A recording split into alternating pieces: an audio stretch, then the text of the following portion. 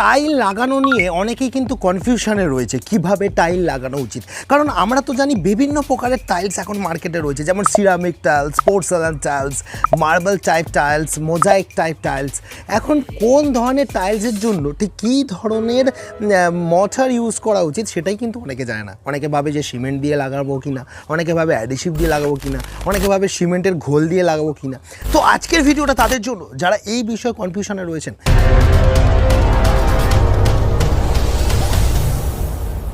তবে ভিডিওটাতে ডিপলি যাওয়ার আগে কয়েকটা ইম্পর্টেন্ট জিনিস আপনাদের সাথে শেয়ার করে দিতে চাইবো। কারণ দেখুন, আমাকে একটা কথা বারবারই লোকে বলে যে এইসব ভিডিও বানানো মানে টাকা কামানোর ধান্দা। আচ্ছা, এই যে মূর্খের মতো কথাটা আপনারা বলে ফেলেন, এই পৃথিবীতে এমন কিছু জিনিস আছে যেটা টাকা ছাড়া হয়। একজন টিচার যখন স্কুলে পড়াতে যাচ্ছেন, তাকে যদি বলা হতো বিনা পয়সায় তুমি পড়াবে, তাহলে কি সেটা পড়ায়? একজন দুজন এক্সেপশনাল থাকে, তারা সেই পর্যায়ে তাদের জীবনের সেই নিডটা তাদের পূর্ণ হয়েছে বলেই তারা সমাজের জন্য কিছুটা ধ্যান করে থাকে, কিন্তু সেটা 99% মানুষের জন্য নয়। পৃথিবীতে এমন কিছু জিনিস আছে কি যেটা করার জন্য সেখানে কোনো কিছু লাগে না। এই অশিক্ষিতর মতো কথাগুলো বলছে। আচ্ছা, ওই ভাবুন তো, আপনাদেরকে যারা এই ধরনের প্রশ্ন যদি বলি যে আমার জাঙ্গিয়াটা আপনি কেচে দিয়ে যাবেন, তাহলে আপনি কি সেটা বিনা পয়সায় কাচতে পারবেন? তো এই ধরনের মূর্খের মতো কথাগুলো বলার আগে একবার ভাববেন, কারণ আমি একটা নতুন প্যাটার্ন ডেভেলপ করতে চলেছি, যেখানে গিয়ে আমি ওই কমেন্টগুলোকে হাইলাইট করব উইথ ফিগার। তখনই বোঝা যাবে যে আপনাদের মতো এই সমস্ত ফেসগুলোকে, ক্রিমিনাল ফেসগুলোকে কিন্তু মানুষের সামনে আনা দরকার।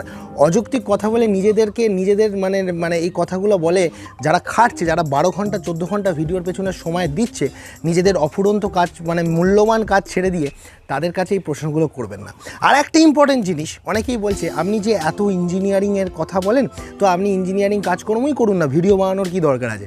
আচ্ছা বলুন তো, শাহরুখ খান যদি সিনেমাটা নিজের ঘরে বানাতো, পাবলিকালি যদি প্রচার না করতো, বিরাট কোহলি যে খেলাটা খেলছে সেটা যদি টেলিকাস্ট করা না হতো, তাহলে কি সব থেকে ভালো? তাহলে মাঠে তো খেলা হতেই পারে, তার জন্য এত লোককে দেখানোর কি দরকার আছে? কারণ মানুষের মাঝখানে যদি জিনিসটা না পৌঁছায়, তাহলে তার কোনো দাম থাকে না। তাই দ্বিতীয় দিন থেকে এই অশিক্ষিতর মতো কথাগুলো বললে আমি ইঞ্জিনিয়ার কিংশুক কুমার কিন্তু ছেড়ে কথা বলবো না। চলে আসুন ভিডিওর মধ্যে ঢোকাই যাক। ঠিক আছে, একটা কথা হচ্ছে, দেখুন আমি খুব মস্তিষ্কর লোক, একটা কথা বলছি, চ্যাংড়ামো করলে পিছনে বাঁশ ভরতে ভালোই পারবো, আর যারা বেশি বাড়াবাড়ি করবেন তাদের ছবি সহ কিন্তু বাঁশটা আনবো। আচ্ছা বন্ধুরা, আপনি কি এখনও এই ভিডিওটি দেখেননি? যদি এই ভিডিওটি এখনও না দেখে থাকেন, তাহলে অতি সত্বর আই বাটনে ক্লিক করুন আর গিয়ে ভিডিওটা দেখে আসুন। আর যদি মনে হয় ভিডিওটা আপনি শেষেও দেখতে পারেন। এবার যেটা ঘটনা, প্রথম কথা হচ্ছে দুটো টাইলের মধ্যে খুব বেশি কনফিউশন। একটা হচ্ছে সিরামিক টাইলস, দেখবেন বুঝতে যদি অসুবিধেও হয়, দেখবেন খুব ছোট ছোট ফরম্যাটে অ্যাভেলেবেল হতো, 18-12, আগেকার দিনে 2 সাইজেও কিন্তু অ্যাভেলেবেল থাকতো। এই টাইলগুলো কিন্তু খুব সহজেই কিন্তু ভেঙে যায়, হ্যাঁ, হাত থেকে পড়লেই ভেঙে যায়। আমি কয়েকটা ছবি দেখানোর চেষ্টা করছি।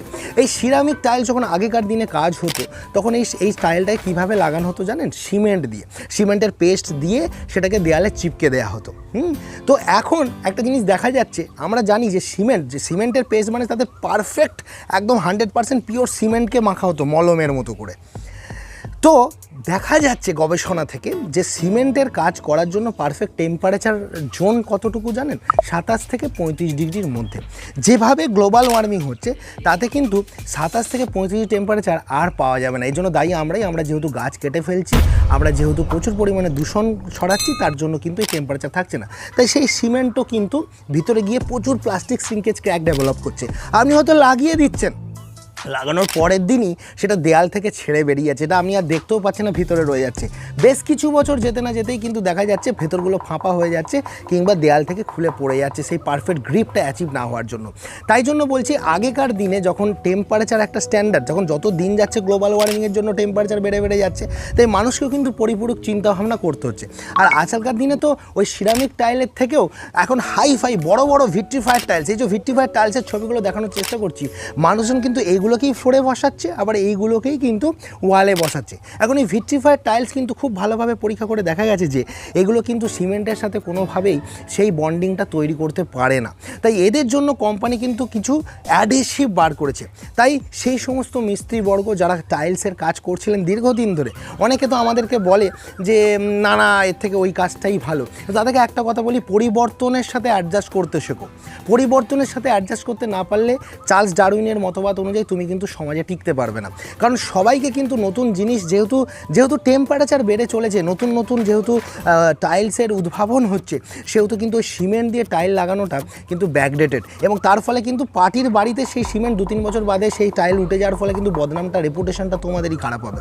তো এটা একটা গুরুত্বপূর্ণ ইনফরমেশন যেটা আমাদের সাথে শেয়ার করলাম। আচ্ছা বন্ধুরা, আপনি কি এখনও এই ভিডিওটি দেখেননি? যদি এই ভিডিওটি এখনও না দেখে থাকেন তাহলে অতি সত্বর আই বাটনে ক্লিক করুন আর গিয়ে ভিডিওটা দেখে আসুন। আর যদি মনে হয় ভিডিওটা আপনি শেষেও দেখতে পারেন। তাই যারা সিরামিক টাইলসে কাজ করছেন, যারা মনে করছেন যে আমি অ্যাডহেসিভ দিয়ে করতে পারবো না, তাদেরকে বলছি যদিও বা করেন এমন একটা সময় টাইলের কাজটা করুন। যারা সিরামিক টাইলস ওয়ালে লাগাবেন বা ফ্লোরে লাগাবেন ভাবছেন, তাদেরকে বলছি তারা সিমেন্ট পেস্ট ইউজ করলে তার আগের দিন ভালোভাবে দেয়ালটাকে ভিজিয়ে দিন প্রচুর পরিমাণে, যাতে দেয়ালটা একদম স্যাচুরেটেড থাকে, মানে খুব বেশি ভিজে ভাবটা থাকবে, তার মধ্যে কিন্তু জলটা দেখা যাবে না, স্যাচুরেটেড থাকবে। আর টাইলগুলোকেও কিন্তু 2 ঘন্টা আগে, কাজ করার 2 ঘন্টা আগে খুব ভালোভাবে ভিজিয়ে রাখতে হবে, আধ ঘন্টা 40 মিনিটের জন্য। এই পদ্ধতিতে তারপর সেখান থেকে তুলে সিমেন্ট দিয়ে আপনি লাগান, তাও কখন শীতকালে যখন টেম্পারেচার একটা নির্দিষ্ট লেভেলে রয়েছে, অর্থাৎ ধরুন 20 থেকে 25-26-এর মধ্যে রয়েছে, তখন করুন, দেখবেন সমস্যা হবে না, ভালোভাবে কিউরিং। আর টাইল লাগানোর পর ভালোভাবে কিউরিং করাও যায় না। অ্যাডহেসিভের যেটা মজা সেটা হচ্ছে একে কিউরিং করার প্রয়োজনই হয় না, আপনি লাগালেন, ছেড়ে দিলেন। অ্যাডহেসিভ দিয়ে যদি আপনি লাগান তাহলে কিন্তু আপনি ডাইরেক্ট এই ধরনের যে প্রসিডিওর দেখাচ্ছি, দেওয়ালে অ্যাডহেসিভটা লাগানোর পর এই ধরনের আঁচড়ি কর্নিক নচ রয়্যাল কিনতে পাওয়া যায়। যদি দোকানে না পান, বিল অ্যামাজন, ফ্লিপকার্ট, অনলাইন অর্ডার দিলে চলে আসবে। লাগিয়ে যদি চিপকে দেন খুব সুন্দরভাবে, একে আর কিউরিং করার প্রয়োজন হবে না। তাই সবার প্রথমে একটা জিনিস এনশিওর হলো, এখনকার দিনে যে ধরনের সিরামিকের ক্ষেত্রেও আপনি এই ধরনের অ্যাডহেসিভ ইউজ করতে পারেন, তবে পার্টিকুলার কিছু কোম্পানির জন্য কিছু স্পেসিফিক টাইপ অফ কেমিক্যাল কিন্তু মার্কেটে রয়েছে। যেমন সিরামিকের জন্য এই কেমিক্যাল, ভিট্রিফাইডের জন্য এই কেমিক্যাল। আবার কিছু কোম্পানি রয়েছে, যেমন আমি সোফার এক্সাম্পল আমি দেখাচ্ছি, এই পার্টিকুলার বস্তাটা দেখা যাচ্ছে মার্বেল, গ্রানাইট, সিরামিক, ভিট্রিফাইড সব ধরনের টাইলসের জন্যই, মার্বেলের জন্যই কিন্তু এই অ্যাডহেসিভটা কিন্তু ইউজেবল। তাই এগুলো এনে আপনারা কাজ করতে পারেন, নর্মাল অ্যাডহেসিভ। এবার বাথরুম ওয়ার্ক, যেখানে জলের ব্যবহার বেশি হয়, সেখানকার জন্য কিছু স্পেশাল অ্যাডহেসিভ বেরিয়েছে। এবার প্রশ্ন হচ্ছে, অনেক মিস্ত্রিরা দেখেছি আমাদেরকে বলে যে অর্ধেক সিমেন্ট আর অর্ধেক অ্যাডহেসিভকে মিশিয়ে যদি লাগাই তাহলে কেমন, সেটা আরও ভুল। কারণ সিমেন্ট সে জল প্রয়োজন হয়, তার জলের খিদে প্রচুর, আর অ্যাডহেসিভ অন্যদিকে জল চায় না, কারণ তাকে কিউরিং করার প্রয়োজন না। দুটো বিপরীত ধর্মী জিনিসকে যদি মেশান, তেলে জলে যেমন মিশ খায় না, সেটা কিন্তু আরও ক্ষতি ডেকে আনবে। তাই জন্য বলছি, যখন যেখানেই কাজ করবেন না কেন, নয় পিওর অ্যাডহেসিভে করবেন পুরোটা, আর যদি সিরামিক টাইলস আর সিমেন্টে করতে পারেন তবে সেক্ষেত্রে একটু ঠান্ডা ওয়েদার যখন 25 থেকে 35 ডিগ্রি, সেটা বেছে নেবে। এই ছিল আজকের ভিডিও। তবে শুধু টাইল লাগালে হবে না, টাইলের জয়েন্টগুলোকে ফিলিং করতে হবে। নর্মাল যেসব জায়গায় আপনারা ভিট্রিফায়ার টাইলস লাগিয়েছেন বা সিরামিক টাইল লাগিয়েছেন, সেখানে আমরা সিমেন্ট বেস গ্রাউট লাগাতে পারেন। এখন হোয়াইট সিমেন্টের পরিবর্তে সিমেন্ট বেস গ্রাউট কিন্তু আমরা লাগাতে পারেন। কিন্তু যেখানে জলের ব্যবহার বেশি হবে, বেসিন রয়েছে বা বাথরুম, সেখানে কিন্তু ইপক্সি গ্রাউটের ব্যবহার করুন। তার কিন্তু ছবি, স্যাম্পল কথার মধ্যে দিয়েই আমি বলছি, যেমন আপনাদেরকে ছবিও কিন্তু দেখাচ্ছি। ইপক্সি গ্রাউট ইউজ করার পদ্ধতি নিয়ে যদি বলেন ভিডিও, আমি কিন্তু নেক্সট ভিডিও আনবো আপনাদের রিকোয়েস্টে। আচ্ছা, আপনি এই চ্যানেলটি কেন সাবস্ক্রাইব করবেন জানেন? কারণ বাড়ি নির্মাণ বিষয়ে বাংলার একমাত্র কুমার কনস্ট্রাকশনই হলো এমন একটি চ্যানেল যেটা সঠিক পরামর্শ দেয়। তাই দেরি না করে অতি সত্বর আমার চ্যানেলটিকে সাবস্ক্রাইব করে রাখুন আর এরকম ভিডিও প্রতিনিয়ত পেতে থাকুন। তো আজকের ভিডিওটা এখানেই শেষ করবো, তবে দেখা হচ্ছে পরবর্তী কোনো ভিডিওতে। তবে এখন এই যে দুটো ভিডিও আপনাদের স্ক্রিনের সামনে চলে, যারা দেখেন গিয়ে দেখবেন, মাঝের এই সাবস্ক্রাইব বাটনটি ক্লিক করে আমি ভিডিওটা সাহায্য পাবেন, যার কারণে আপনাদেরকে আর কি কোনোদিন থাকাতেই পারবে না। দেখা হচ্ছে পরবর্তী ভিডিওতে।